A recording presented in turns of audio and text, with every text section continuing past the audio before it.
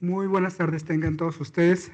Sean cordialmente bienvenidos a esta presentación del libro y otros trabajos que forman parte de un PRONAS el CONACYT. En esta ocasión, a nombre del Colegio de Jalisco y de Kratos Seminario Multidisciplinario de Estudios Políticos, le dan la más cordial de las bienvenidas a la presentación en concreto del libro Agua, Conflicto y Poder, Afectaciones y Resistencias frente a la presa El Zapotillo.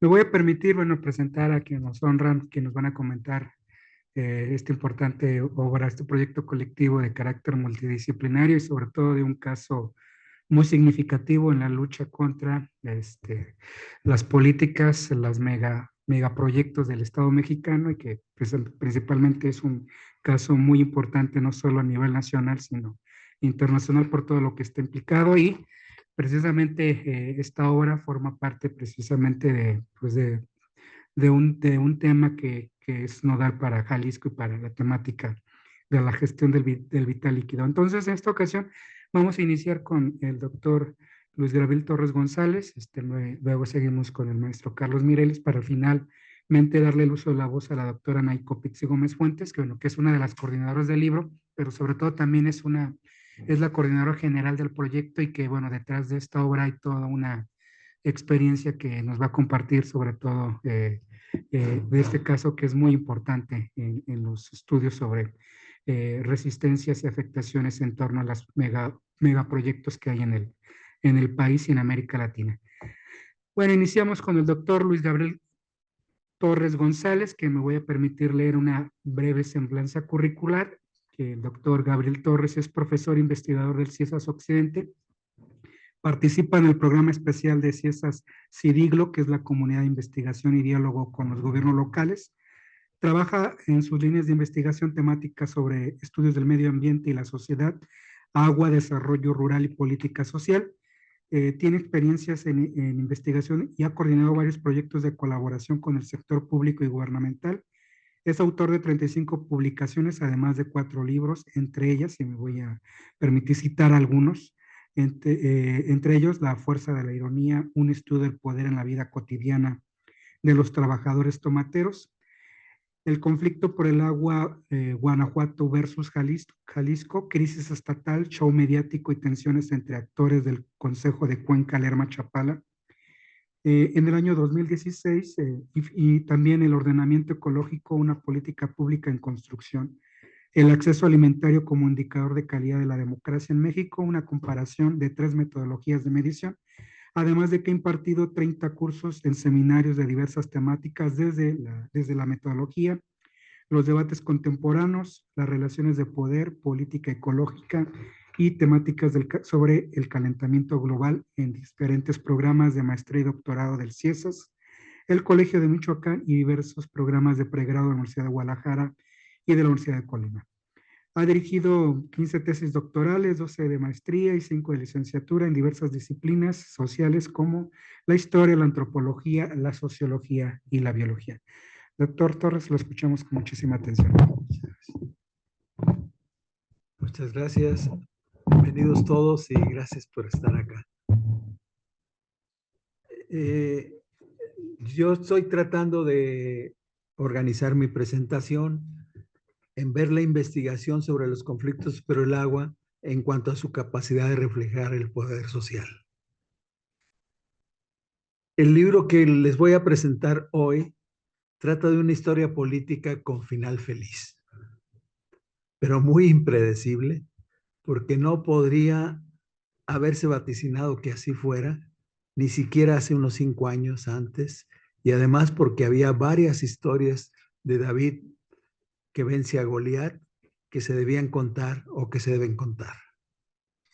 Las de Temaca, las de Palmarejo, las de Casijo, que finalmente se cuenta en el capítulo 7 de este libro, o las del colectivo Salvemos Temaca, Acacico y Palmarejo, o las de los otros colectivos, o las que se han caracterizado como temacas, y otras de las que aparecen y desaparecen, u otras como las de los colectivos y grupos solidarios de ONGs, entre los que sobresalen INDEC y grupos de mujeres de la UAM, los del MAPDER, que se forjaron en sus diversos contextos, momentos políticos y expresiones culturales en medio de luchas y procesos de resistencia, tensiones y posibilidades de cambio.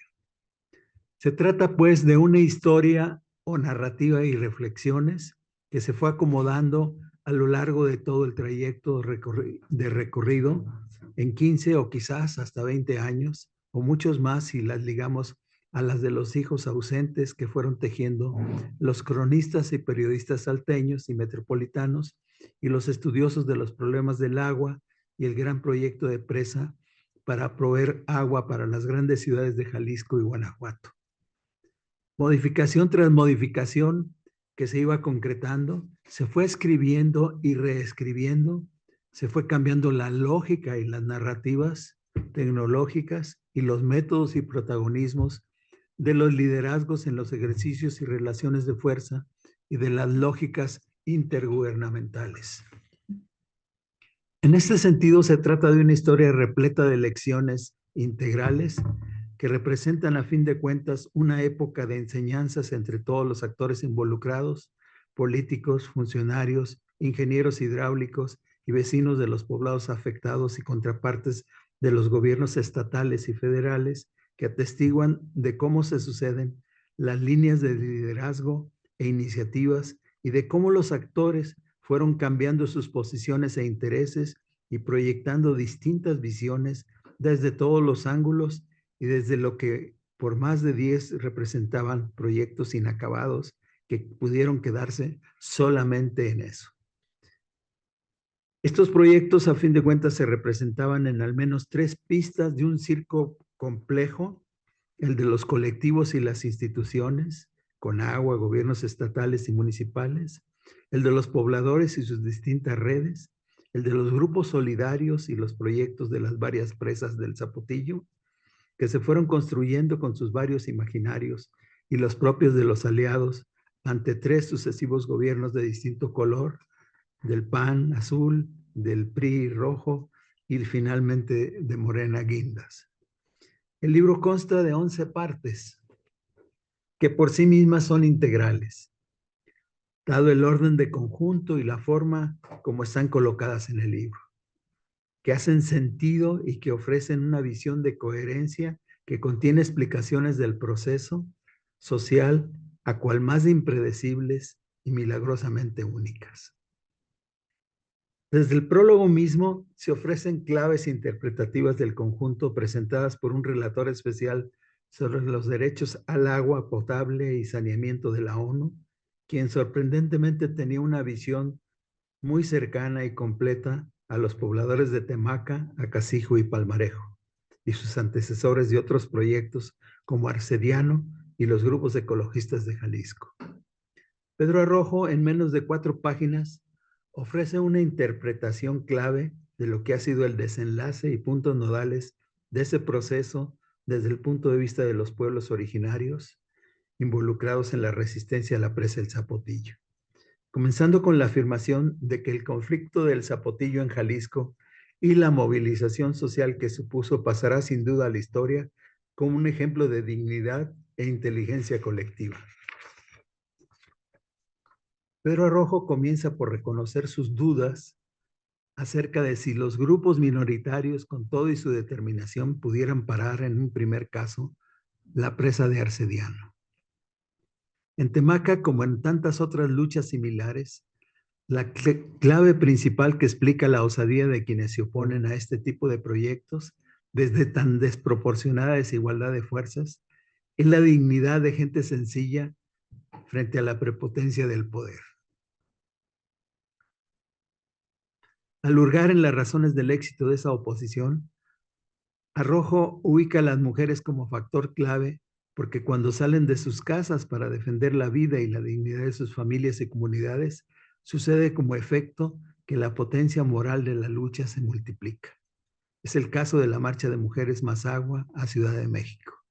Luego menciona 3 puntos clave, con nombres y apellidos a los apoyos solidarios e institucionales, INDEC, por un lado, UDG e ITESO, y compromisos de María González, Mario López, El Huicho, Gleason, Peniche, Jorge Gastón y Anaí Copitze Gómez.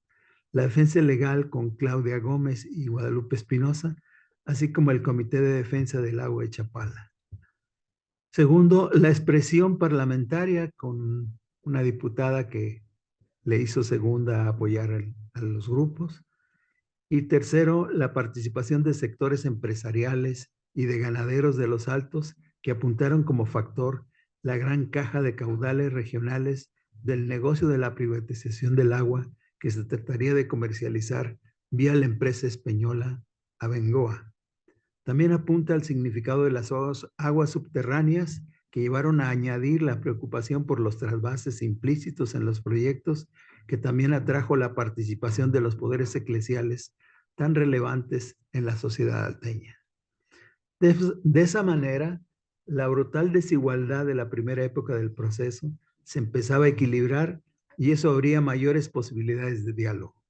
También hubo la expresión de debilidad en la autoridad, cuarto factor, con un López Obrador que de alguna manera influye en la fractura del poder. Pero eso facilitó las posibilidades de resolución y soluciones técnicas imaginativas, como las ventanas en la cortina de la presa, hasta los planes de justicia sin un plan maestro, en donde se tuvo el acierto de poner al frente a Claudia Gómez. De esa forma, López Obrador ofrece una última lección a la clase política, la de pedir perdón, que lejos de debilitarlo, hace crecer su prestigio y rol de estadista. Eso dice Arrojo. Finalmente agrega una tarea que le queda pendiente al movimiento y que es muy difícil de cubrir, la de reconstruir las relaciones en la comunidad y conectar la generosidad que permita restablecer un futuro mejor junto con otros grupos sociales. El libro forma parte del producto principal del proyecto Pronaces CONACYT 321377, que funciona como carrera de relevo, encabezado por Anaí Copizzi Gómez Fuentes, María Sujet Tristán Rodríguez, Darcy Trepol, Alberto Arellano Ríos y Cindy Macaulay Di Blasi, liderados dentro de la UAS, Universidad Autónoma de Zacatecas, la UDG, la Universidad Autónoma de San Luis Potosí, el Colegio de Jalisco y el CIESAS. La presentación funciona como una introducción que desarrolla bajo un título muy amplio, lo que es el título del proyecto: diagnóstico, identificación y análisis de los impactos y afectaciones ocasionadas por la presa del Zapotillo y la elaboración conjunta de una estrategia de resarcimiento con las comunidades afectadas, que además presenta un resumen muy acotado de cada uno de los capítulos.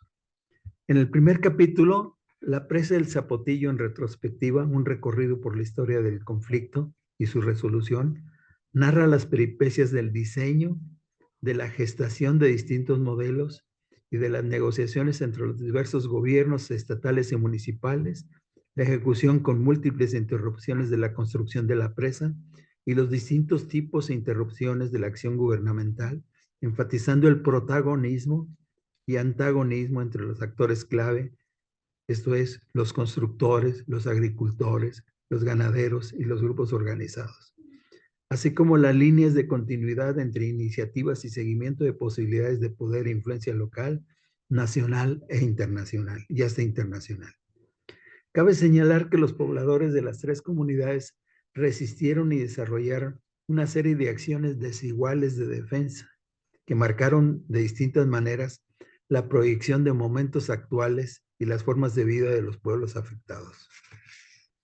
Un objetivo importante que se cumple es el de establecer el contexto de los diferentes proyectos de abastecimiento para paliar la necesidad de agua de parte de la zona metropolitana de Guadalajara y sus consecuencias de hacerlo avanzar en distintas circunstancias y procesos legales. El Zapotillo, a pesar de las modificaciones que sufrió a lo largo del tiempo, casi terminaba inconcluso y sobre todo enfrentó una interrupción de casi una década. En ese sentido, los antecedentes del conflicto trascendieron las posibilidades de la resolución desde la perspectiva social y desde las acciones más significativas de defensa que afectaron las posibles salidas. La construcción de las situaciones de posconflicto tuvieron huella muy profunda tanto por los antecedentes como por la gestación de nuevas situaciones y posibilidades o imposibilidades de cambios. Finalmente, la resolución y los desenlaces post-conflicto tardaron más en superarse. El capítulo primero se desarrolla bajo el estilo de una crónica que además cumple con la ubicación contextual en tiempo y espacio y da cuenta de distintos momentos históricos en las distintas coyunturas del proceso de construcción. Sería deseable poder desarrollar un análisis posterior comparativo entre tres textos que produjeron narrativas paralelas. Me refiero al texto de Miguel Ángel Casillas, Poder y conflicto por la construcción de la presa del Zapotillo, una etnografía de Temacapulín, Jalisco, que es una tesis de doctorado del CIESAS. El de Jonathan Godínez Madrigal, de 2022, Paradigm Lost on the Values of Lost Causes in Transforming Cities and Water Systems Development Pathways. Es una tesis de doctorado de Delft University of Technology, y el de Gisela Espinosa, de 2024, Temacapulinenses, las mujeres en lucha y su punto de vista, de la Universidad Autónoma Metropolitana Xochimilco.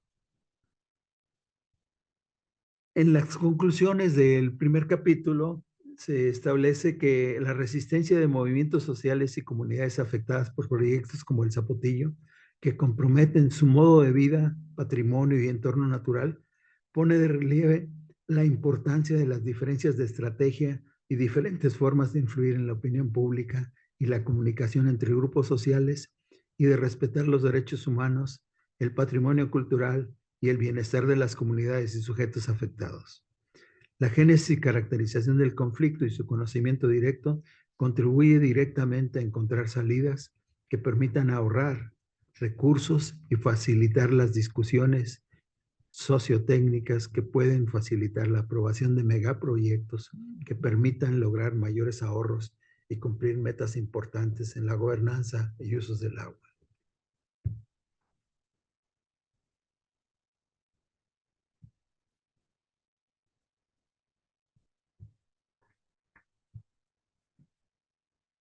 Voy a resaltar algunas de las partes que son relevantes de los distintos capítulos y que me van a servir, como quien dice, para indicar así algunos puntos de lectura importantes, ¿no?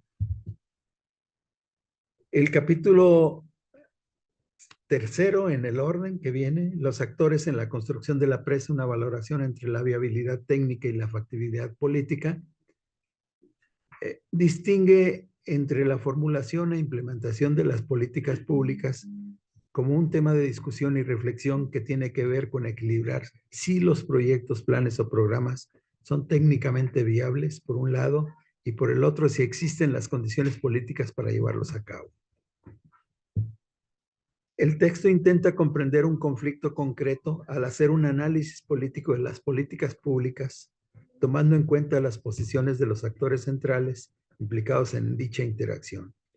Sin embargo, el reto de fondo es enfatizar y partir de este estudio de caso que debería ser el Estado mexicano en la formulación de este tipo de megaproyectos.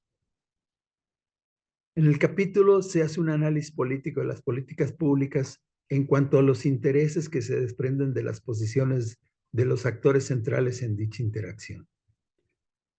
El Zapotillo es una mega obra de infraestructura que evidencia irregularidades, omisiones técnicas legales y violación de derechos humanos que el Estado mexicano ha cometido y que muestra la interacción de una compleja red de intereses sustentada y o legitimada en una visión del problema que es cuestionable, la escasez del agua.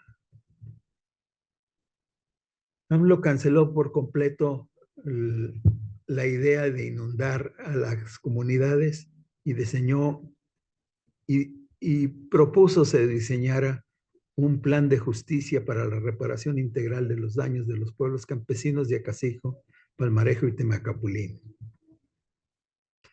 Lo que desarrolla Arellano es esta dificultad de simplificar demasiado lo que sería la factibilidad política y verla como una adaptación que no se puede ajustar a condiciones pasivas. En su concepción, habla de que el error no es aminorar los costos con muchos sentidos, sino que lo que se busca es llamar la atención a que los modelos formales en su integralidad y cifras, si bien ofrecen una apariencia de precisión, en los datos puede haber muchos equívocos. Arellano sostiene que al menos desde hace 40 años en la temática de presas, por ejemplo, la antropología mexicana ha insistido en este punto y sostiene una posición que se ha venido planteando como las decisiones técnicas que deben considerar la dimensión social de las mismas. Finalmente, Arellano ofrece una visión que toma los elementos retrospectivos para proyectar a fin de cuentas una manera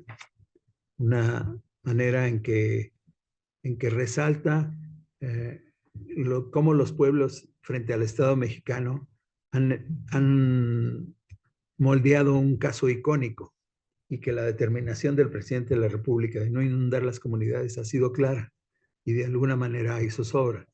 Pero igual que decía esto de no inundar a los pueblos, también decía que se mantuviera la idea de una presa, que no permitió que la tumbaran y que la acabaran completamente.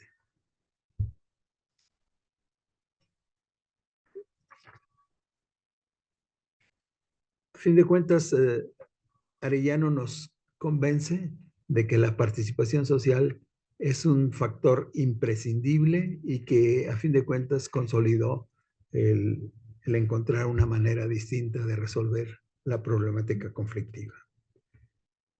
En el capítulo 5, que sería Luchas y Esperanzas en el Zapotillo, caracterización del conflicto socioambiental a través de la defensa comunitaria del territorio y el derecho a existir como pueblos, se menciona que la experiencia de los pueblos que se pusieron a la construcción de la presa del Zapotillo es similar a otros procesos que han acompañado los autores y que les permiten proponer una caracterización del conflicto ambiental que demuestra que la lucha y resistencia de las comunidades de Temaculín, Acacico y Palmarejo fueron determinantes para preservar la identidad, el territorio y los derechos de existir como pueblos, más allá de las discusiones legales sobre violaciones a los derechos humanos. María Sugey y Guillermo Luébano, que son los autores, hacen una investigación centrada en el modelo neoextractivista, hablando de un cambio de rol del Estado frente a la práctica extractiva y asumiendo un papel más activo en la legitimación o imposición del despojo. En este modelo no extractivo, el derecho desempeña una función central, pues se configura como un instrumento para ejecutar el despojo. De esa manera, la desposesión se oculta tras la legalidad de los actos que la sostienen, olvidando su legitimidad.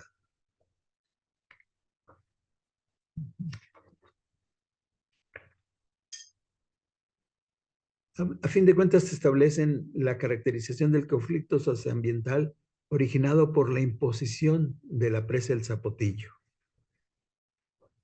Y de esa manera tratan de argumentar sobre el derecho de los pueblos a seguir existiendo y hablan de que durante décadas ha prevalecido en México un modelo económico de libre cambio neoliberal y que el concepto de derecho a existir es fundamental en la implementación de estrategias locales, legales, sociales y políticas por parte del movimiento socioambiental.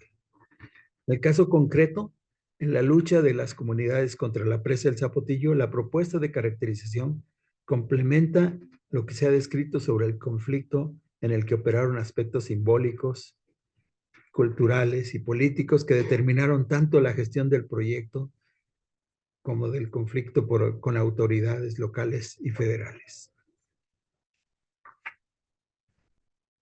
En el siguiente capítulo, que es el sexto, las ambivalencias constitucionales e implicaciones en la sostenibilidad de proyectos de mega infraestructura, en un análisis desde otra perspectiva de la presa del Zapotillo. Los autores Javier Ulises Maya Pérez y Faustino Gómez Santis,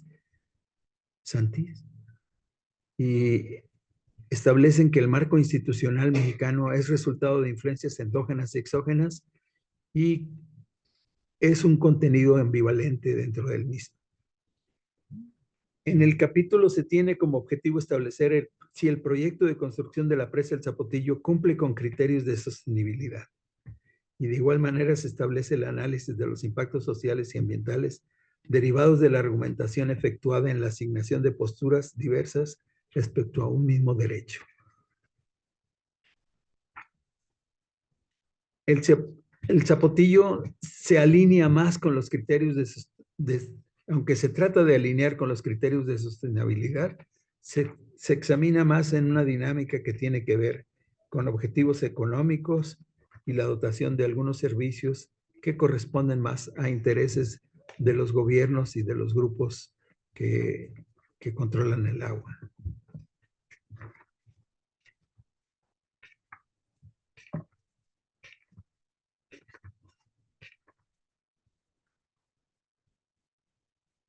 En el análisis del conflicto socioambiental, establecen que es posible evaluarlo a partir de los criterios establecidos en el apartado del marco analítico y determinar si éste posee dentro de su implementación las condiciones y características de la sostenibilidad discutidas por los autores referidos previamente.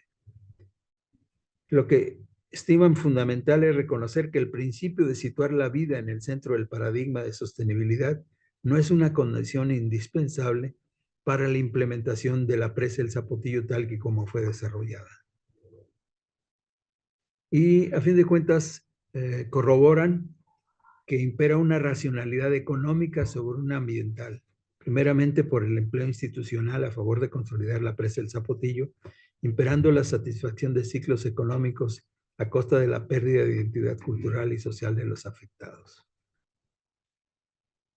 Y a fin de cuentas afirman que las ambivalencias pueden ser diversas en el caso del proyecto del Zapotillo y que pueden analizarse dentro de las múltiples políticas públicas que implementa el Estado, por lo que se establecen como líneas de trabajo para futuros trabajos el análisis de aquellas políticas que no solo se limitan a la infraestructura pública y que se encuentran justificadas bajo una argumentación del desarrollo sustentable, fundamentado como una garantía que debe propiciar el Estado, contraria a los enfoques aquí planteados. Un caso muy interesante es el capítulo 7, que es Acacico, una comunidad agraviada, los efectos nocivos de la violencia institucional, que demuestra prácticamente cómo hay una diferencia muy grande entre el caso de Acacico y el de Temac, básicamente, pero que en ese sentido logran demostrar que aunque aparentemente son menos beligerantes, sí son en ese sentido como también tienen una manera de hacer resistencia que en ese sentido quizás con una menor movilización o con una cara un poquito menos beligerante, pero la respuesta de la comunidad en general no siguió la misma lógica que los pobladores de Temaculín y se dio otra historia diferente, propiciada por acciones gubernamentales en forma directa y la intervención de una asociación que de alguna manera, no que los controlara, pero de alguna manera buscó la forma de que tuvieran resultados diferentes, ¿no? Pero hay también un aspecto que se analiza muy bien por parte de los autores, de Carlos Peralta y Irene Soto Rivas, que a fin de cuentas hasta las creencias y lo que sería la importancia de la Virgen del Rosario y el niño de Flama Cordis, que de alguna manera se significan una forma diferente de comportarse y de realizar acciones y hacer diagnósticos respecto a los de Temacapulín y los de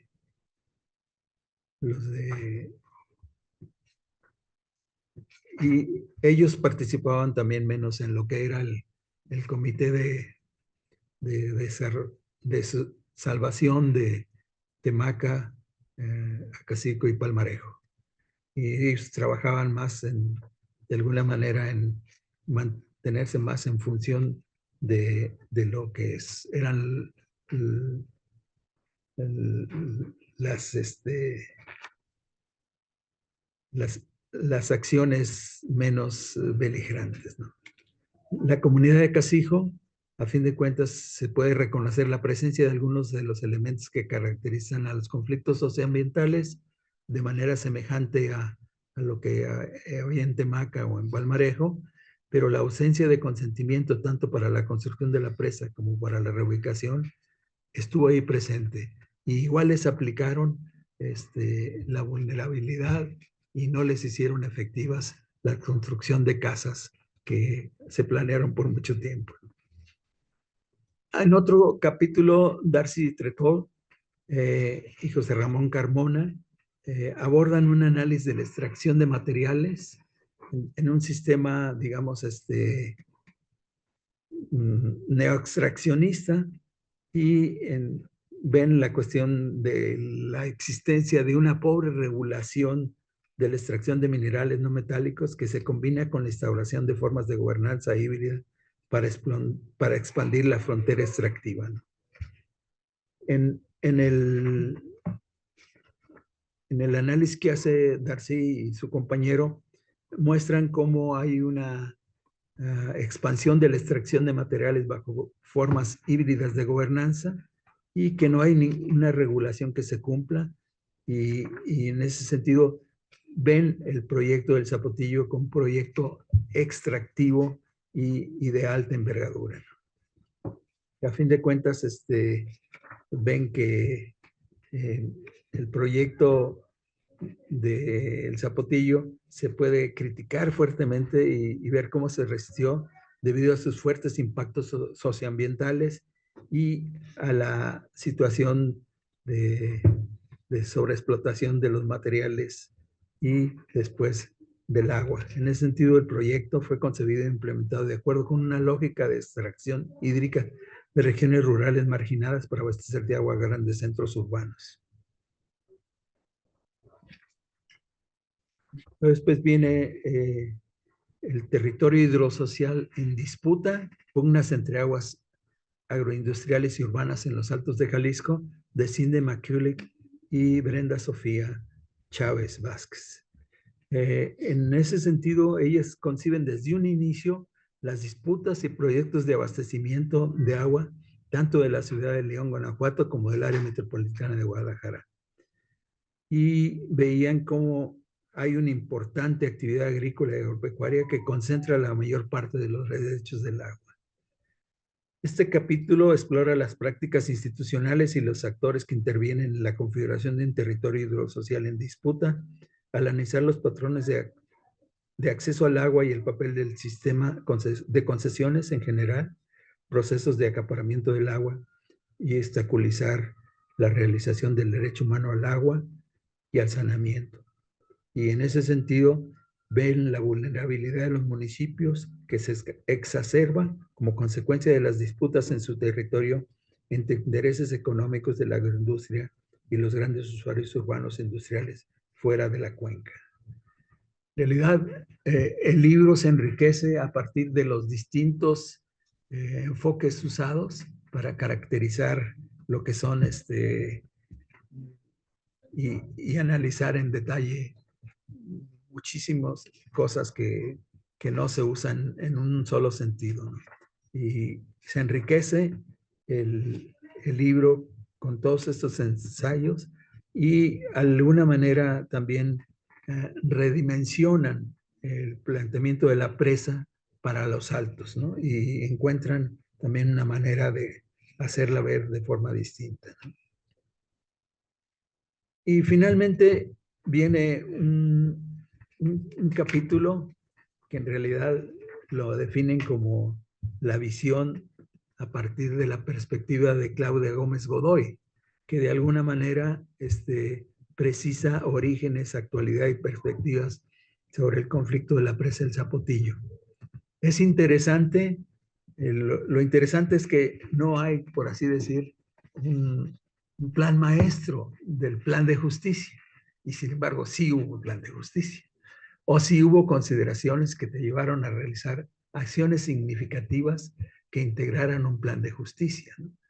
Eh, en muchos sentidos, se profundizó, no se tenía un presupuesto previo, ¿no? Como decía Lemus, que no tener un presupuesto es demagogia y que no hay amor porque de alguna manera no hay recursos asignados.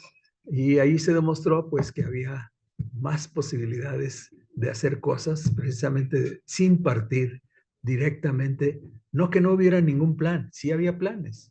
Lo que pasa es que los planes se iban configurando a partir de la práctica y a partir de las distintas acciones de los pobladores de Temaca, Casijo y Palmarejo, y a partir de resolver los problemas que hubo precisamente para restaurar las mejores condiciones y encontrar esas posibilidades de ir logrando proyectar mejores posibilidades para las condiciones de vida de los pobladores, pero también a resolver los problemas de lo que eran las viviendas y otras cosas que se fueron configurando sobre la marcha y que a fin de cuentas, a lo mejor para muchas de las gentes fueron mejores posibilidades que tener una sola casa o tener un solo.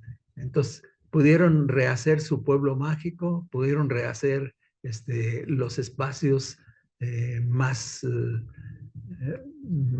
culturalmente favorables y pudieron también tener, algunos abusivamente reconocen que tuvieron 2 o 3 casas y que pudieron en ese sentido, pero igual las necesitaban para familias amplias que necesitaban tener 3, 4 casas para toda su familia y en ese sentido se beneficiaron ampliamente, ¿no?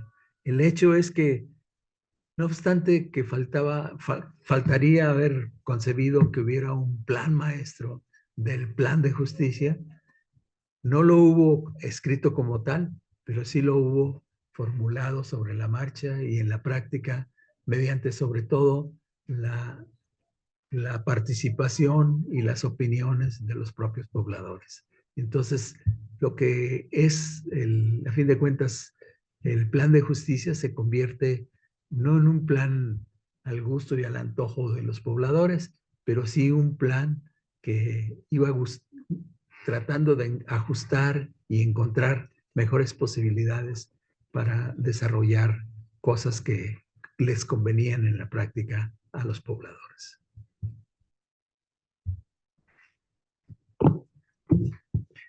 Muchísimas gracias por la lectura acuciosa y los comentarios del doctor Gabriel Torres.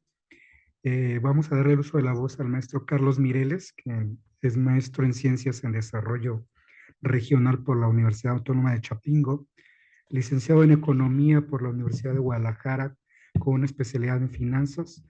Es profesor de tiempo fijo en el Departamento de Economía, Administración y Mercadología del ITESO, coordinador docente de la línea PAP de Economía Social y Solidaria y de la materia de Macroeconomía.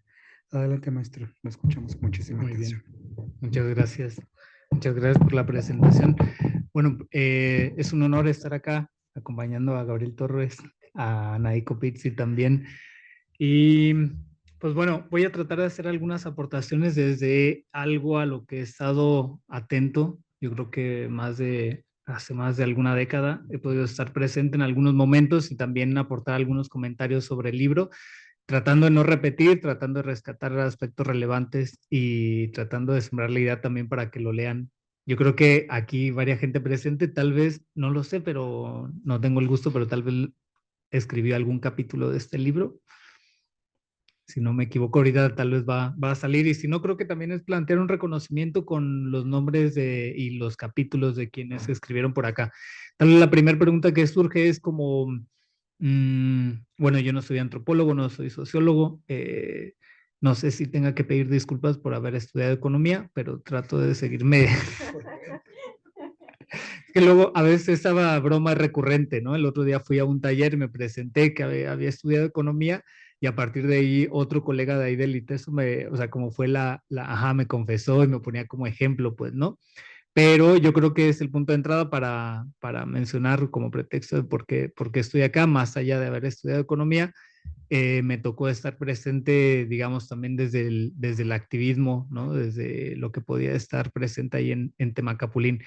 Recuerdo que yo, más o menos como en el año 2007, 2008, me tocó ir a un recorrido que se hizo donde estaba la parte de la construcción de la presa, ¿no? Y desde ahí, pues generó un interés como muy grande por estar atento, porque decía, porque esto no es algo relevante en las materias que estudiamos, ¿no? No se menciona, no estamos atentos, pues, ¿no? De ahí se entiende lo que uno va estudiando en economía. Bueno, quiero iniciar también reconociendo la calidad de la investigación y el análisis presentado por quienes participan en el libro y también quienes lo coordinan.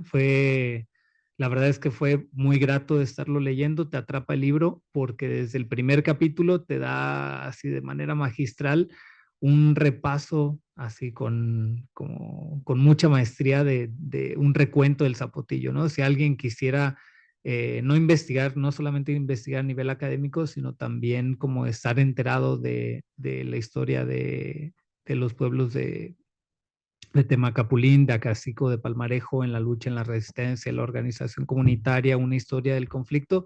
Yo diría que sería uno de los capítulos básicos, más allá del libro, como el capítulo básico, como el primero, ¿no? Quiero dar este crédito a la gente que escribió también. Bueno, por ahí, como dijeron, el prólogo de Pedro Arrojo, Anaíco Pizzi, María Sujei Tristán, Faustino Gómez, Néstor Adán Ortiz, Alberto Arellano Ríos, Guillermo Luébano Bustamante, Javier Ulises Maya, Loreto Irene Soto, Carlos Armando Peralta, Darcy Tetrol, José Ramón Carmona, Cindy Maculic, Brenda Sofía Chávez, y pues bueno, la última entrevista que también es oro molido, la última entrevista con Claudia Gómez Godoy, ¿no?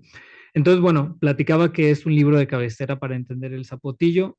Ahí también va marcando pautas a nivel local, a nivel regional, en un contexto como agravado, en un contexto ambiental agravado ante el cambio climático y las poblaciones afectadas, porque no es que en esa región de Jalisco sea el único caso por un conflicto socioambiental, ¿no?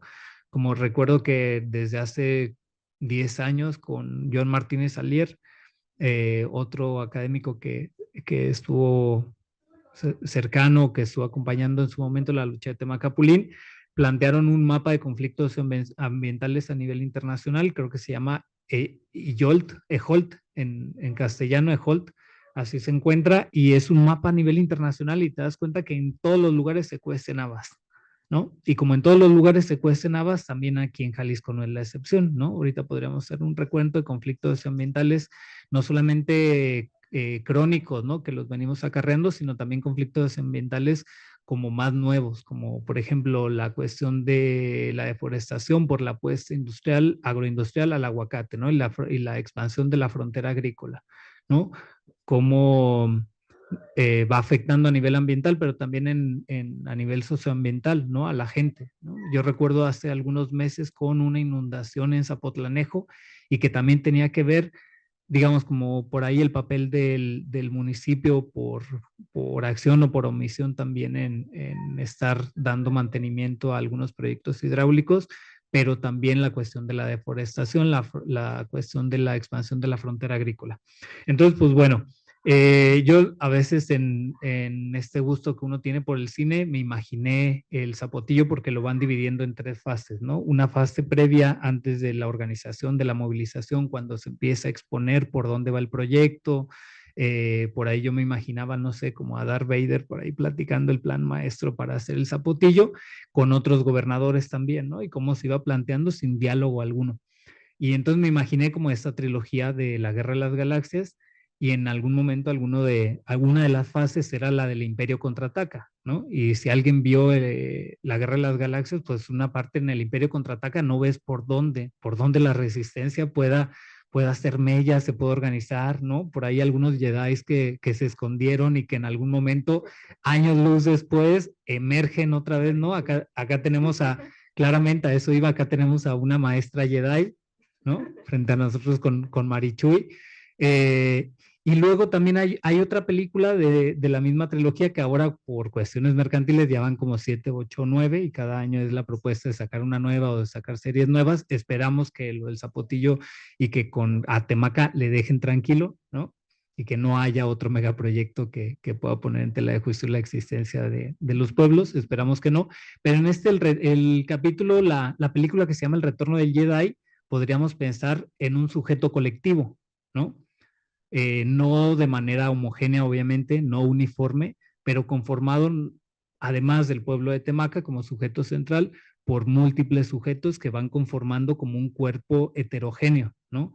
Llamémosle el papel principal que han tenido el colectivo de abogados, ¿no? Ahora con una posición también diferente, ONGs como el IMDEC o un gran número de académicos que fueron mencionando desde el prólogo con Pedro Arrojo, tanto de la UDG, del Colegio de Jalisco, de algunas universidades del Centro de México, del mismo ITESO, como Huicho, como Mario López. Entonces yo los iba leyendo y como en su momento los conocí, para mí era como muy grato volverlos a leer y reconocer esa acción colectiva desde la academia, que tal vez no se propusieron, ¿no? No dijeron como, vamos a defender el Zapotillo entre todos. Claro, había una inercia y había una iniciativa tal vez individual, a veces también a contracorriente las universidades, ¿no? Por algunas universidades que traen una apuesta como tal vez simplemente decir hay que apoyar los megaproyectos a nivel estatal, ¿no? Entonces también reconocer el papel de académicos que más allá, yo digo, además de la investigación, como creo que pusieron ahí el cuerpo, estuvieron como muy presentes y no quitaron el dedo del renglón. Y el claro ejemplo es que el día de hoy está Copitzi por acá, coordinando tanto el proyecto como presentando el libro, ¿no? Pero también, además de cuerpos académicos, de investigadores, de investigadoras, como gente que estuvo cercana desde una iniciativa, digamos, como ciudadana, como pobladores, ¿no? Además de la gente de ahí de los pueblos. Entonces, pues bueno, algunos de los puntos a señalar para quienes no conozcan más acerca de la lucha, por ahí entiendo que también hay una transmisión vía YouTube. Hay una historia bueno, en el libro se cuenta esta historia de lucha, de resistencia, de organización de la gente de Temacapulín, de Acacico, de Palmarejo y todos los actores aliados. Ofrece una mirada actualizada del libro desde distintas dimensiones, digamos a manera de recuento general, lo organizativo, sociopolítico, lo ambiental, las redes que se fueron conformando, lo cultural, lo histórico, y también da cuenta de tensiones regionales, estatales, nacionales, y a mí me gustaría, yo considero el conflicto del Zapotillo, digamos, como un cierre de capítulo, como con una relevancia a nivel estatal, a nivel nacional, pero a nivel internacional también, ¿no? Como en alguno de los puntos se platicaba en el libro cómo fue este encuentro, uno de los primeros encuentros a nivel internacional, y recuerdo la campaña publicitaria que era Los ojos del mundo están puestos en Temaca, que iba de la mano también con el encuentro MAPDER, esta articulación de redes, de comunidades, de academia, digamos, como también de ONGs a nivel nacional en defensa de los ríos, contra la minería, ¿no? Contra los efectos nocivos de la minería, pero también la red de afectados ambientales a nivel nacional, ¿no? Como iniciativas muy fuertes que en su momento yo creo que marcaron la vida para bien y también brindaron esta esperanza. Entonces, pues bueno, por ahí platicar de los capítulos ofrecen una mirada como yo creo muy desde diferentes ámbitos que busca lo interdisciplinario, que así debía de abordarse también la cuestión del Zapotillo, ¿no? No solamente desde la viabilidad técnica o la factibilidad política, como lo exponen en el tercer capítulo, en su momento también les quería compartir. No sé si tal vez faltaba algún capítulo más desde lo económico. Podría ser, ¿verdad? Es que luego es difícil pensar cómo abordarlo.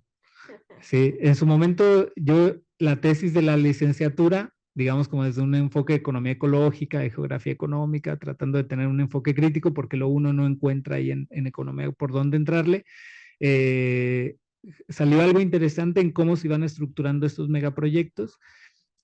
Va de la mano con algunos capítulos también y compartir lo que encontramos entre los hallazgos de la tesis académica era que a nivel de megaproyectos se iban estructurando y que iban de la mano con algunos otros megaproyectos que parecía que estaban como ahí aislados, ¿no? Entonces encontrábamos puntos en común que tenía que ver como cuando había alguna apuesta industrial, en este caso, cuando se hablaba de agua para la población de León, Guanajuato, y que en realidad obedecía a intereses económicos con una apuesta industrial con un foco en lo automotriz o a veces hasta en la aeronáutica, cuando se dibujaba todo el polo, le llaman de desarrollo, pues, ¿no? Pero pues, más bien como polo industrial que venía recorriendo desde todo el Bajío, digamos como un Bajío estirado un poquito hacia el norte, como una media luna, con San Luis Potosí, y luego venía por ahí en su momento también creo que era Aristóteles, trató de salir en la foto y dijo, por favor, hay que meter también a Lagos de Moreno en esta apuesta de desarrollo industrial,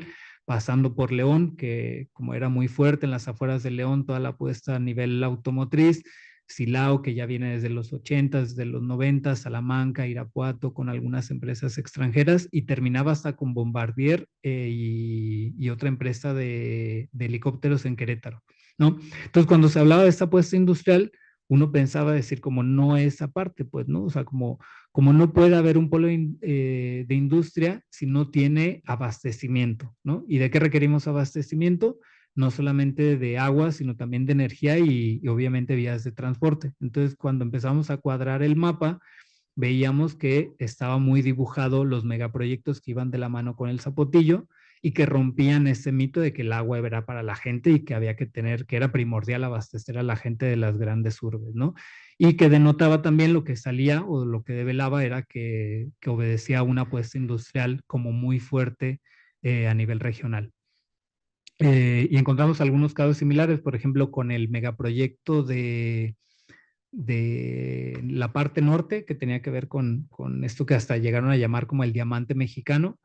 En San Luis Potosí, también un megaproyecto hídrico que culminaba con un acueducto de alrededor de 100 kilómetros, ¿no? El acueducto, si no me equivoco, el de San Luis, el del Realito, y luego también en Querétaro, también otro megaproyecto hídrico que culminaba con otro acueducto, más o menos como de 80 a 100 kilómetros, y que implicaba lo mismo, el trasvase de agua de una cuenca a otra, ¿no? Que en términos ambientales, pues es algo como, pues de locos, ¿no? Como algo irrisorio. Entonces, bueno, yo creo que también reconocer que en este libro a mí me evocó como mucha memoria, como también hasta algunos sentimientos y emociones, porque era ir recordando diferentes facetas cuando iban platicando en este primer recuento en el capítulo, que creo que lo reitero, tiene mucha maestría y sería una llave o una puerta de entrada para poder entender la historia de no solamente Temacapulín, sino de todo el conflicto del Zapotillo. Entonces, bueno, ¿qué más viene por aquí? En el segundo capítulo, que también es de autoría de Copizzi con Faustino Gómez, gracias. También creo que nos da pauta para quienes estamos en la academia hasta a nivel metodológico de algunas herramientas que sirven mucho para entrarle y para poder ofrecer mejores resultados. No para levantar el dedo y decir como, mira, estoy muy actualizado con metodologías de investigación, o con herramientas metodológicas, sino también para poder ofrecer mejores investigaciones, ¿no? Desde este lado creo que también el libro ofrece como muy buenos puntos para la gente que estamos dentro de la investigación académica. Y pues bueno, hay algunas lecciones también para no extenderme tanto, algunas lecciones como a manera de pregunta que a mí me quedan y que nos hizo repensar también el caso del Zapotillo. ¿Cómo pensamos los movimientos sociales? Como muchas veces en el imaginario, uno piensa en movilizaciones numerosas, como masivas también, ¿no? Y cuando uno va revisando la historia del Zapotillo, dice como más bien, aunque sea poca gente, pero bien organizada, ¿no? Y también que hay que accionar desde diferentes frentes, que es algo que se repite en varios de los capítulos como una de las claves para poder entender el éxito del Zapotillo y digo, de Temacapulín y de los pueblos aledaños, que se mantengan con vida. No solamente le apostaron a lo jurídico, yo creo que tenían abogados, ¿no? Un abogado y una abogada de lujo y más gente cercana, pero también apostaron a la movilización, es más, apostaron cuando se requería de manera como muy inteligente, con esta inteligencia colectiva que decían, hasta la acción directa, ¿no? Porque yo recuerdo también en muchas de las presentaciones sobre cuestiones de Temacapulín, cómo narraban desde lo vivido el hecho de haber tomado la presa durante varios días y como si no había otra alternativa, también era dentro de este abanico de posibilidades eh, una posibilidad real, ¿no? A la que hicieron efectiva, ¿no? La toma de la presa. Entonces, pues bueno, nos invita a repensar los movimientos sociales también o la movilización social. Otro con el último capítulo, la cuestión más actualizada sobre el plan de justicia, que durante décadas abordamos el Estado-Nación, digamos, como un oponente, como algo homogéneo, ¿no? Y en el libro también se van expresando esas tensiones que existían entre gobiernos estatales, pero también cómo da un vuelco o cómo toma otra posición desde el triunfo de López Obrador, ¿no? Y la llegada al poder estatal de Morena, ¿no? Y la reconfiguración, algunas reconfiguraciones también a niveles municipales o a niveles estatales.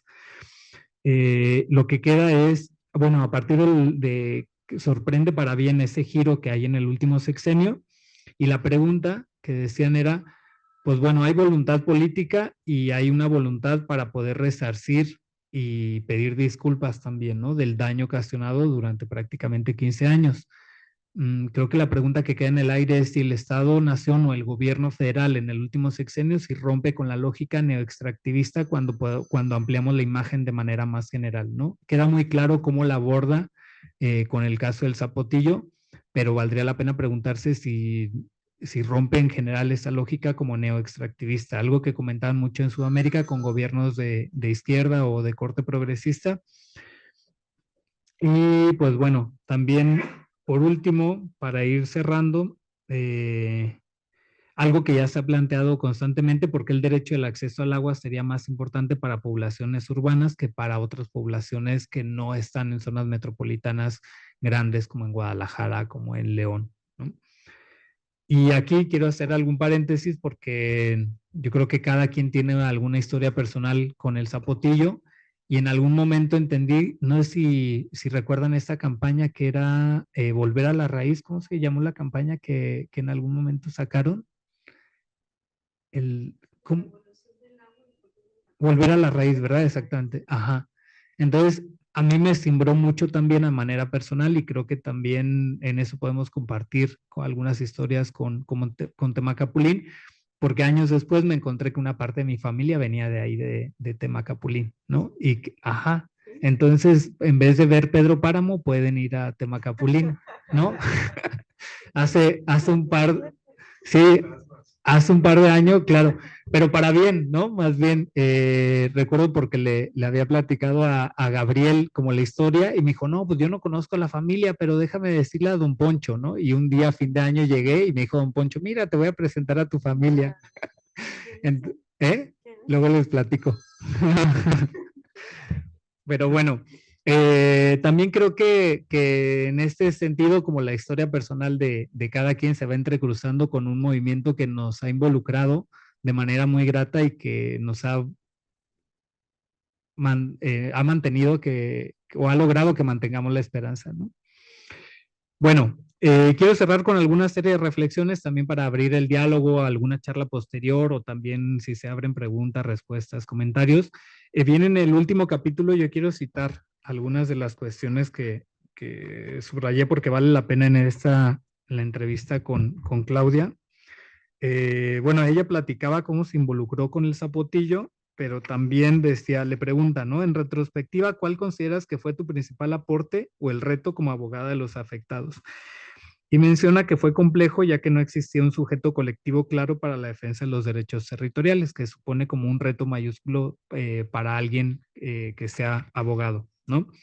Dice, jurídicamente contribuimos al reconocimiento de que los derechos ambientales son derechos colectivos que pueden ser defendidos y promovidos incluso por una sola persona, independientemente de si pertenecen o no a un núcleo colectivo como algún ejido o alguna comunidad agraria. Y también platica cuando le hacen la pregunta número 4, que cómo fue que ella terminó encabezando el plan de justicia, ¿no? Y uno pensaría que viene como algo muy pactado, como algo planeado, y como que ella relata que en realidad le tomó un poco por sorpresa, como que ya la habían invitado, pero se había quedado ahí en el tintero. Y dice, durante el evento el presidente me pidió oficialmente que me hiciera cargo del plan de justicia, además de ser responsable de la presa y los acueductos, lo cual implicaba un doble encargo relacionado tanto con la presa como con el plan de justicia.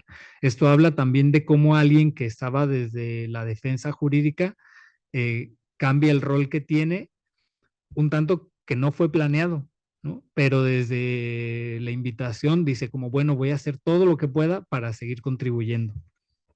Le ponen la tarea más difícil a Claudia, creo yo. Y luego menciona sobre este plan, dice, lo que se busca con el plan es tener medidas de reparación como que de alguna manera mejore las condiciones de vida de las comunidades, tomando en cuenta 16 o 17 años en que ninguno de los gobiernos estatal, municipal o federal intervino o invirtió recursos. Si se interpretara erróneamente como un plan de desarrollo de este plan de justicia, se encontrarían obstáculos en las reglas de operación impuestas por diversas secretarías. Sin embargo, hemos defendido que se trata de un plan de reparación, lo cual no permite adoptar medidas extraordinarias y actuar más allá de las limitaciones legales o reglamentarias habituales. También como de las peripecias que han tenido que hacer para hacer efectivo el plan de justicia. Técnicamente, bueno, habla de otra contribución del movimiento desde la imaginación y desde la inteligencia colectiva sobre cómo se solucionó, ¿no? O sea, cómo ya está construida la presa, cómo le hacemos para no inundar los pueblos. Técnicamente el proyecto presentó desafíos significativos ya que implicaba realizar una obra sin precedentes en el mundo, perforar hoyos en la cortina de una presa. Bueno, le podemos llamar ventanas también, ¿no? Que al final fue la adecuación técnica.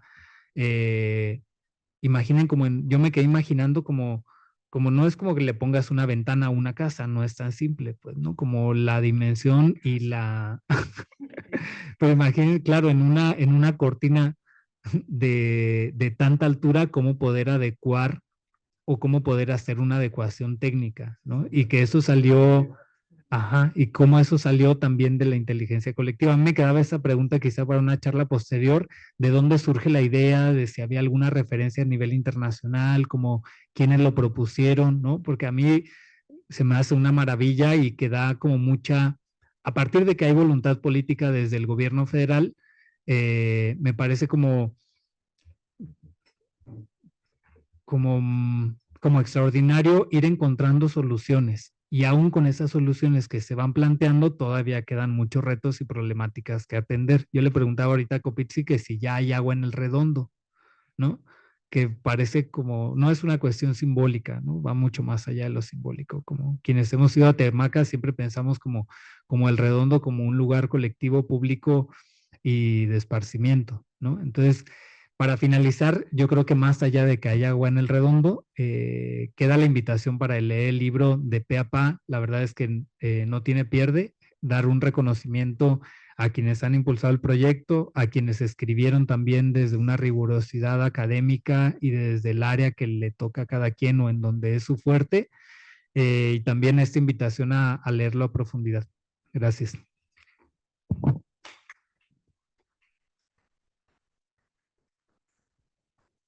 Muchísimas gracias al maestro Carlos Mireles. A continuación vamos a dar el uso de la voz a la doctora Naiko Pitze Gómez Fuentes, quien es coordinadora del libro, pero también es de la responsable, la secretaria técnica del proyecto PRONACES. Entonces, me voy a permitir leer una reseña curricular.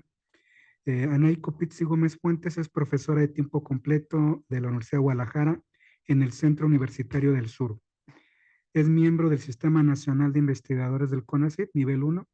Cuenta con perfil PRODEP desde 2019 Es licenciada en Psicología por la Universidad Autónoma del Estado de México, maestra en Antropología Social por el CIESAS Occidente y doctora en Ciencias Sociales con especialidad en Antropología Social por el CIESAS.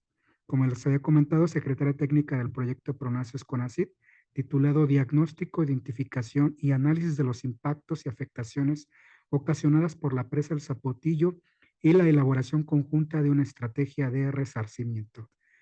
Actualmente es coordinadora de la maestría en estudios rurales en el Centro Universitario del Sur de la Universidad de Guadalajara, perita federal en materia antropológica por el Consejo de la Judicatura Federal, adscrita al tercer circuito en el estado de Jalisco, y sus líneas de investigación y temas de interés se centran en el análisis de los conflictos socioambientales, los impactos sociales y culturales ocasionados por las presas y en la gestión del agua y sus conflictividades, desde las cuales ha publicado diversos libros, capítulos y artículos académicos. Adelante, estimada Ana. Bueno, pues muchas gracias por esa presentación y gracias al compañero Alberto Arellano que nos abrió las puertas del Colegio de Jalisco para hacer este evento, y a los compañeros que también están apoyando el evento, muchísimas gracias. A los compañeros que hicieron favor de presentar el libro también les agradezco mucho. Uno aprende mucho cuando escucha a los demás hablar sobre lo que uno ha escrito, lo que uno ha trabajado, y surgen más ideas, eso es indudable. También muchas gracias a Marichuy, que está aquí presente, con mucho cariño te digo gracias por estar acá. Marichuy. Y bueno, a los amigos, compañeros que han estado en muchas luchas, ahora reencontraba amigos que estuvieron ahí en luchas colaterales o luchas paralelas, más bien dicho, al Zapotillo, compañero defensor del bosque de la primavera, el compañero abogado de los salteños también. Y bueno, a compañeros, amigos que estuvimos trabajando en Temaca de Temaca, Cacico y Palmarejo casi 3 años. Bueno, casi eran 3 años, pero 2 y medio. Entonces, y a los que están aquí también, muchísimas gracias. Me da un enorme gusto verlos y verlas porque realmente son gente que aprecio mucho. Y bueno, les quiero simplemente contar cómo fue que construimos el libro y la razón de ser de este libro. Más allá de que sea un producto académico, nuestro interés de todos los que participamos en él siempre fue aportar un pedacito de lo que somos y de lo que sabemos hacer a la gente de Temacapulín, Acacico y Palmarejo, que fueron y han sido quienes han permanecido en la lucha desde antes de que hubiera lucha, ¿no? Entonces, realmente nosotros lo que hacemos es escribir su historia, darle un poco de sentido, darle un poco de análisis, pero el reconocimiento total es para ellos y ellas, realmente. Nosotros hacemos una labor académica, tratamos de hacerlo lo mejor que podemos, con mucho gusto y con mucho cariño también, y con mucho corazón puesto ahí en lo que hacemos. Y bueno, este libro es un libro que efectivamente es multidisciplinario, en el que participamos, aquí sí, los que participamos en el proyecto, realmente sí fue un proyecto dentro del proyecto, fue como uno de los objetivos que nosotros, siendo demasiado académicos a veces, quisimos ofrecer. Ahora que escucho las presentaciones, veo que no nos equivocamos, en el sentido de que, pues, nuestra labor académica la dejamos plasmada en este libro y bueno, realmente para nosotros es un importante logro tener este producto como proyecto y bueno, y deseamos y queremos que esté al servicio de la gente, de los pobladores y de la gente que resistió por más de 16 años en este conflicto. Y bueno, que quede constancia también pues de algunos elementos que nosotros estuvimos analizando y viendo desde diferentes perspectivas. Además de presentar este libro, yo quiero hacerle publicidad a 2 cosas más que traemos este día. Acá están. Uno de ellos es el libro de Marichuy. Marichuy está aquí sentada con nosotros, aquí adelante, ahorita la pueden saludar. Marichuy como ya se ha dicho, ha sido una de las estandartes de la lucha, mujer, defensora, aguerrida, implacable.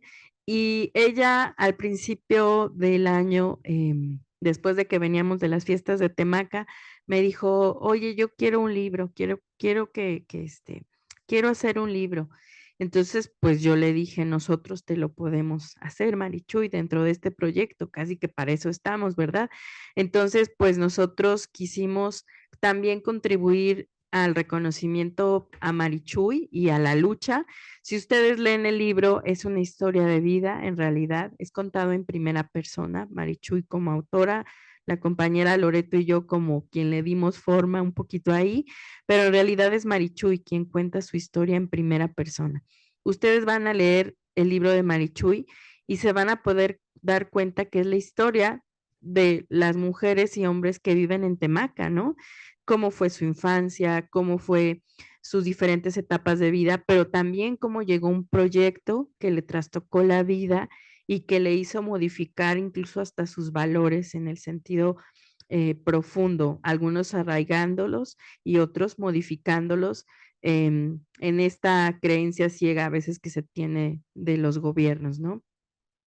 Y bueno, entonces este es el primer libro que estamos promocionando, bueno, uno de los libros más bien dicho, además de este que tenemos acá, y tenemos un dossier de prensa. Este es no es como tal un libro, es un dossier de prensa de la primera nota de prensa que salió del Zapotillo, 2004, hasta el cierre que hicimos fue cuando el presidente de la República fue a hacer la entrega de obras y la inauguración de la presa en agosto 2024. Ese fue nuestro cierre.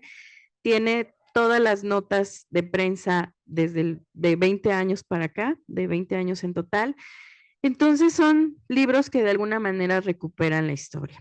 Y bueno, lo último que quiero decir es que esta portada de este libro es bueno, hablaré de las tres portadas. Esta portada que ustedes ven aquí, que también es la portada de una jornada del campo, que está también allá afuera, esta no la pusimos acá. En la jornada del campo es otro producto colectivo del proyecto. Ahí sí invitamos a otros amigos y compañeros de trabajo, a la doctora Elisa Cárdenas, a la compañeras del equipo psicosocial, a la compañera María González del IMDEC, y bueno, se abrió un poquito más la invitación. Si gustan, afuera va a haber jornadas. Entonces, pero quiero hablar de las portadas. Esta portada ya no existe en Temaca. Era un mural que estaba en una de las casas del centro. La última vez que fuimos, que fue hace casi un mes, ya no estaba. Nos dio mucha tristeza porque es un mural que refleja muchas cosas identitarias de Temaca, la basílica, las casas, el chile, el maíz, el río, y ya no está. Entonces, nosotros, pues afortunadamente rescatamos tanto en la jornada del campo como en el libro esta portada, este mural, y luego el otro, que es la contraportada, de lejos no se ve tanto, tampoco existe. Es una pena.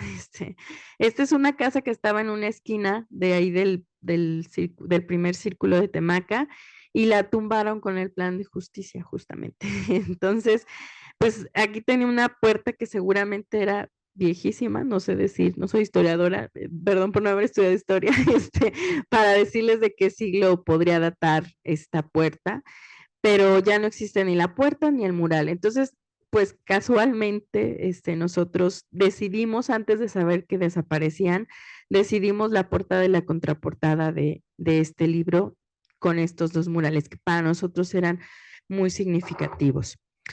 La portada del dossier es una fotografía de un colega fotógrafo que se llama Carlos Tamayo, y esa fotografía fue tomada el día de la toma de la presa El Zapotillo, el 10 de marzo de 2011, o el 20 de marzo, se me olvida siempre si es 10 o es 20 o 20, no sé. Y esa portada para mí siempre ha sido, esa fotografía siempre ha sido muy significativa. Entonces, la pusimos en este dossier porque después de 20 años, el Zapotillo, pues de alguna manera para abajo, ¿no? Entonces, quería contarles por qué esta portada. Y la portada de Marichuy, de su libro, es de cuando el presidente de la República en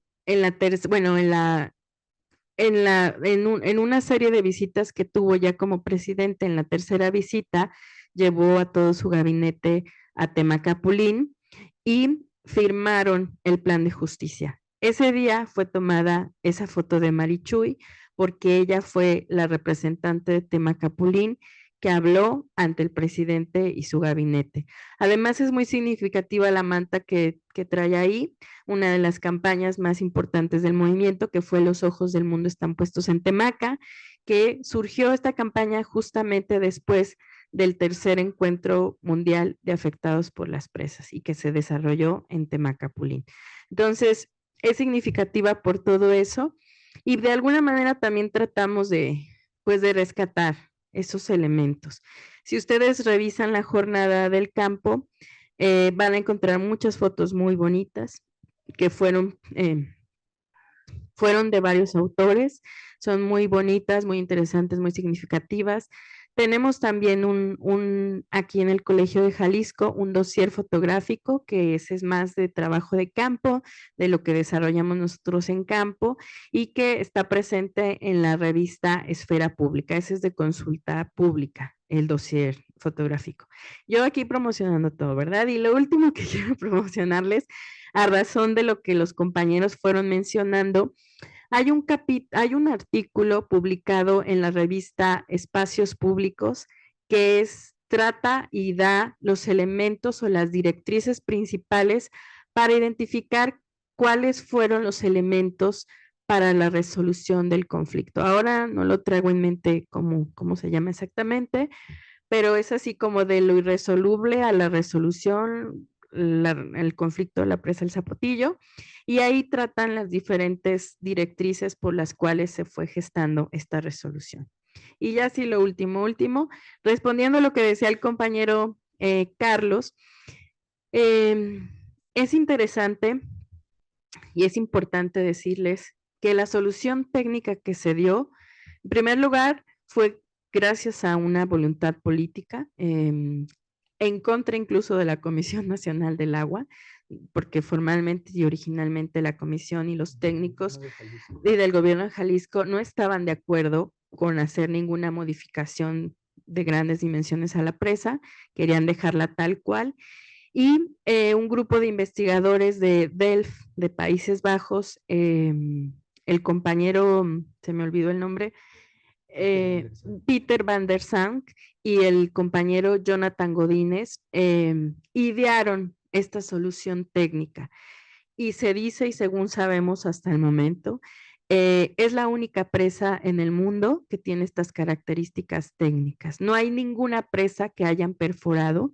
ya una presa construida. Ustedes, bueno, no todos son expertos en este tema, es una presa que estaba construida a 80 metros y hicieron ventanas de grandes dimensiones, o sea, uno se pone en medio de la ventana y te salen 10 metros para arriba y otros tantos para adentro y 60 de profundidad. Entonces uno está así de chiquito frente a una ventana de esas, son 6 ventanas.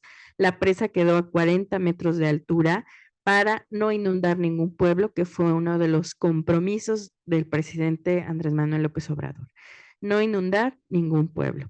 Entonces, bueno, yo aquí le dejo y bueno, les agradezco mucho. No sé si el formato permita comentarios y preguntas y muchas gracias. Muy bien, sí, ¿qué les parece? Tienen una ronda de 3 preguntas, comentarios a nuestra coordinadora o a los integrantes del proyecto. Adelante. Mi nombre es Jaime Luis Barajas. La verdad de las cosas es que cuando hablamos de lucha por el agua, cuando hablamos de conflictos que son realmente conflictos políticos y sociales, cuando hablamos de factores de poder, porque a veces pues también hay poderes institucionales que se ponen en juego y hay poderes económicos empresariales, como también hay otro tipo de poderes que ya sabemos cuáles son. Me ha tocado vivirlos y enfrentarlos, ¿no? estos poderes fácticos. Bueno, la cuestión es también como de contexto, de ver los conflictos del agua los hemos tenido muchísimos años. Antes que Temacapulín, anduvimos con lo de Chapala, don Manuel Villagómez, que todavía preside la Fundación Cuenca Lerma Chapala Santiago, sí, y su servidor, allá por el 99 logramos reunirnos para hacer toda una gira hasta la Ciudad de México incluso, y anduvimos en el Senado y anduvimos haciendo una gestión por Chapala. Chapala pues se nos sacó finalmente en el 2000, ya estaba, tenías que ir en carro hasta la isla de los Alacranes, ¿no? Toda esta lucha por el agua finalmente tiene, digamos, como un enfoque hacia Guanajuato. Tuvimos conflictos muy serios con Guanajuato. Estoy hablando de Jalisco y de las gestiones, y que la verdad de las cosas es que las gestiones las estamos haciendo de agrupaciones, no el gobierno de Jalisco defendiendo a Jalisco. Entonces, a lo que voy es, ¿cuándo aparece Temaca? O sea, ¿por qué Temaca? ¿Por qué Acacico? ¿Por qué Temacapulín? ¿Por qué la presa del Zapotillo? Es que hubo un conflicto antes, y eso es interesante, y es lo que yo sugeriría, meterse a esto. Sería un fenómeno muy interesante con la presa de San Nicolás, allá por San Gaspar de los Reyes. Y ese fueron 2 años y fracción de ese conflicto. Yo recuerdo muy bien, estuve incluso en la plaza principal en el 2004, cuando convocamos para dar una información a la comunidad de cómo venía, porque la gente estaba, pero era prendidísima, llena de incertidumbre, el mismo cura del pueblo andaba. Entonces, toda esta lucha fue interesante porque a mí me tocó inclusive hablar con un diputado del PAN, que finalmente se opuso a su propio partido, el PAN, en Jalisco, cuando los gobiernos eran panistas, y cuando la línea era inundar, ¿verdad?, a través de la presa de San Nicolás, San Gaspar, porque ese era el proyecto en un principio de aprovechamiento de las aguas del Río Verde. Y entonces la gente se armó, el ejército llegó queriendo mover maquinaria y, o sea, cuando ya el gobernador Ramírez Acuña, porque también les quiero decir una cosa, creo que hace falta ponerle nombres y apellidos a muchos actores, hay que ponérselo, aunque algunos ya no están aquí, ya se fueron para siempre, para nunca volver, pero cuánto daño no hicieron aquí, y más con estos proyectos hidráulicos. Hay que ponerle nombre y apellido. Entonces la situación es de que a partir de este hecho tan interesante, que finalmente en el 2005, en mayo del 2005, el gobernador reculó. Ramírez Acuña se retira del acuerdo con Guanajuato, con la Comisión Nacional del Agua, se hace un oficio, el oficio inclusive lo tiene don Manuel Villagómez, una copia certificada. Es muy interesante tener estos documentos por los juicios que se tienen que promover, y entonces ahí es donde viene, en donde Ramírez Acuña reconoce que no es posible que se inunde ninguna población, ninguna tierra fértil productiva. ¿Y qué sucede a partir de finalmente de este conflicto que se resuelve allí? Pues y luego ya aparece, ¿sí?, la presa del Zapotillo. Pero eso fue otra maniobra que se dio, y eso hay que hablarlo, pero aquí sí hace falta politólogos que le entren a decir nombres y apellidos de actores políticos, ¿sí?, los cargos que tuvieron, y también entrarle a los nombres de magistrados y jueces, ¿sí?, porque también hay que, el Poder Judicial durante muchos años estaba en el olvido, nadie volteaba a ver hacia allá, todo estaba por acá en el Poder Legislativo y Ejecutivo, pero la verdad de las cosas es que tenemos que recorrer todo lo que viene siendo la estructura del poder político, ¿sí?, y también empresarial, porque cuando hablamos de Guanajuato, estamos hablando de fuertes empresarios. Está Usabiaga, el rey del ajo, que se va a hacer famoso por las exigencias junto con Vicente Fox. Pues imagínense el poder político empresarial en Guanajuato presionando por el agua del Río Verde, anteriormente los conflictos con Chapala, ¿no? Entonces, creo que sí es interesante ver por allí, tal vez después, alguna publicación al respecto, para que se hable de esta lucha que fue muy interesante, previo a lo del Zapotillo, ¿sí? Y bueno, finalmente no sé si en ese dossier hay 2 artículos míos, yo escribí uno en La Jornada, salió publicado, fueron de los primeros artículos por allá, se llama La causa de los salteños, y otra también, como en el 2011 por ahí, también es un artículo que me publicaron aquí en el periódico, bueno, era El Público antes y luego después hizo no, era Público y luego ahora es el Milenio. Entonces, por ahí debe haber 2 artículos. Si no, pues yo se los puedo hacer llegar para que lo tengan en su archivo aquí, ¿no? Bien, pues nada más era esa sugerencia. Gracias. ¿Alguien más? ¿Un comentario o una pregunta? Sí, o algo que quieras decir, Ana? Correcto. El abogado defensor. Bueno, pues yo escuchando al maestro Loy, también yo pienso que sí es bueno en ciertos momentos decir nombres y apellidos, porque ahorita yo no entiendo muchas cosas, yo nomás sé perruchar y defender, pero yo recuerdo que ahorita que está mucho el problema ese de los magistrados, yo estuve allá cuando estuvo creo que fue en el 14 o en el 13, y estuve con Olga Sánchez Cordero, estaba también otra ministra, sí se le llama ministra, ¿verdad? Margarita y Beatriz, y les expusimos completamente todo ese, y ahora pues ellos están diciendo que ellos están trabajando por las cosas justas. Entonces estaban los panistas, pero tampoco se hizo nada. Entonces yo escucho las noticias y digo, pues no, es que no es cierto lo que ellos dicen, porque se los pusimos claramente. Yo me acuerdo que anduvimos mucho, pero sí estuve presente ahí y les hablamos que por favor del zapatillo, que por favor no inundaran, y la cosa siguió. Entonces sí es importante, a lo mejor a usted no les corresponde, pero sí es importante hablar de eso y que no haya tanto por lo que está viendo, que nomás mi primo, mi cuñado, mi todo, porque eso da lugar a que pues se confabule. A lo mejor no sé si hablo de más o mal, no sé, pero creo que sí entiendo muchas cosas. Pues eso quiero, quería. Ya había otro.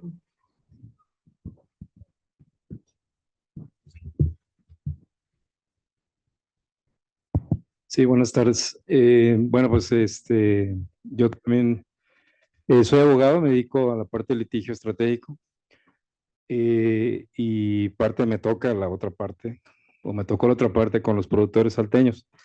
Pero brevemente, quién mejor para hablar del zapotillo que tú, Anaí?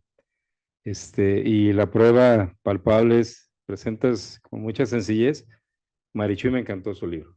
O sea, el darle rostro a la lucha, pero no Marichuy de Temaca o la perrucha, como dice ella ahorita, ¿no? Sino esa Marichuy que fue la voz de los afectados, no víctimas, sino sujetos de una historia muy particular, con mucha dignidad y con mucho orgullo, y así se lo hizo saber AMLO. Entonces, ¿quién mejor que tú? Obviamente con todos los presentadores, el doctor Gabriel, el maestro Carlos Mireles, el doctor Alberto Arellano, pero nos pones en la mesa fotos, nos pones 3 libros emblemáticos, únicos. No Pedro Páramo porque son fantasmas los maestros. O sea, aquí hay gente muy viva, muy viva. Y nomás en esa parte que, como decía el maestro Eloy, sí hay muchas historias colaterales y todo, paralelas. Nos tocó con Manuel Villagómez, desde Arcediano, desde San Gaspar, etcétera. Pero algo que tú has construido, y me parece que esta obra lo refleja, siempre un pueblo con mucha dignidad, que fue insultado por funcionarios de Conagua, funcionarios del estado de Jalisco, pero que resurgieron con con mucho desgaste, nos tocó acompañarlos con Guadalupe y con Claudia, y parte de tu trabajo, y quiero expresárselo, yo como abogado, la importancia de las pruebas antropológicas, Anaí, curiosamente, nosotros llevamos unos amparos contra los tratados, o sea, difícil. Pero la primera perito en antropología en uno de los amparos de los productores salteños, de las ganaderas, Anaí, y eso fue de los primeros peritajes antropológicos, que me da mucho gusto porque viste también la otra parte con los ganaderos.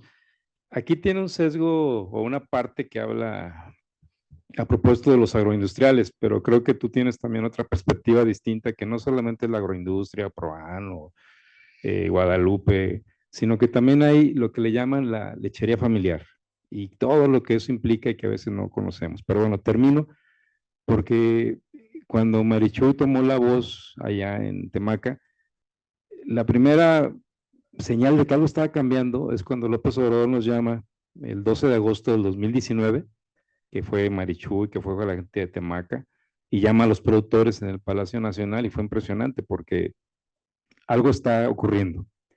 Y luego llega Víctor Toledo con los infiernos ambientales, o sea, cuando un secretario de Medio Ambiente había estado en Temaca, o sea, imposible. Es más, primero cuando habían recibido el Palacio Nacional, pero lo recibieron como reyes que llegan a su templo. ¿Verdad, Marichuy? ¿Se acuerda usted que ahí estuvo con el padre Gabriel? Y el tercero fue cuando AMLO llegó, que estuvimos, que tú estuviste por ahí también, cuando ese 21, primero fue en agosto, así no la creíamos, la verdad es un presidente, pero cuando llega con todo su gabinete, entonces yo te felicito y felicito al grupo por la manera de escribir esas historias, que en lo personal nos motivan mucho. Aquí voy a disentir un poquito de Marichuy, porque gracias a una controversia constitucional, la 93-2011, se paró la presa, punto. ¿Por qué? Porque son muy, como dicen, hay que ser puercos, pero no trompudos. Entonces siguieron construyendo, hasta que Guadalupe y Claudia presentaron 3 amparos, precisamente para decir, oye, no están cumpliendo la controversia, y lograron detener ese embalse. De hecho, uno de los amparos que se acumuló al de ellos, fue el que nos dieron la razón al final del día, decir, bueno, pues la verdad es que vino López Obrador y ¿qué ha cambiado? Ese amparo lo ganamos, está ahorita en revisión. Pero yo te felicito mucho por la manera de darle voz, por la manera de darle rostro, y porque no está Pedro Páramo, pero son los sonidos que escuchamos en tu narración, como excelente antropóloga, yo lo veo plasmado con esos rostros, con esos colores, con esas portadas, que qué tristeza que ya no estén. Pero te felicito mucho al equipo, y falta también la historia de los productores salteños, porque un dilema, el tema del acceso al agua, como derecho humano al agua, pero yo les decía que fue parte de nuestra lucha. Bueno, el acceso a la alimentación, pues también es un derecho humano. Entonces, ¿cuál está a la par? ¿El acceso humano al agua o el acceso humano a la alimentación? Entonces, en esa disyuntiva andamos, y te tocó entrevistar a productores y ojalá haya otra parte de esa película. Muchísimas gracias y muchas felicidades. Gracias.